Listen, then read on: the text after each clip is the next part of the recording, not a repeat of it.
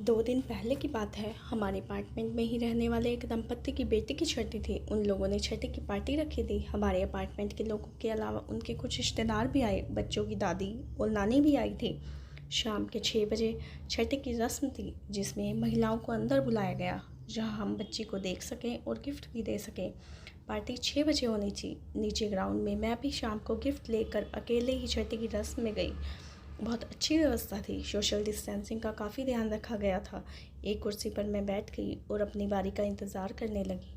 बच्ची की नानी ने बहुत सुंदर और मोटे घुंघरूओं वाली चांदी की पायल बच्ची को पहना दी, जो काफ़ी बड़ी थी। फिर बुआ, मौसी, उनके घर के रिश्तेदार गिफ्ट देने लगे, एक एक करके।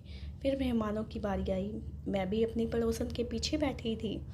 मेरी पड़ोसन ने मुझे कहा, रीना देख, बच्ची की दादी सबकी नज़रों से बचते हुए बच्ची की पायल निकाल रही है। फिर मैंने भी देखा, बच्ची की पायल पैरों से निकालकर हाथों में दबा ली। लेकिन ये कोई बड़ी बात नहीं। शायद खोने के डर से वो हाथ में ले ली होगी।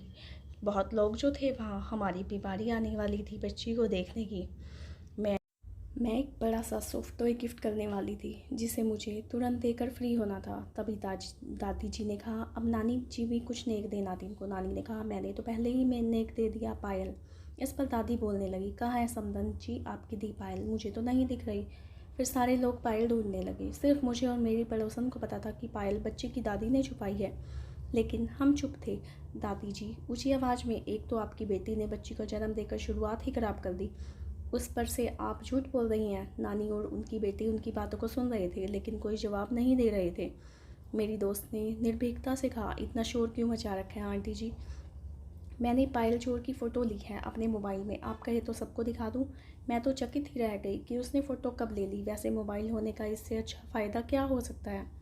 दादी जी घबरा गई और अपनी फ़ोटो देखकर फिर सबके सामने पायल निकाल कर पोती को पहनाई।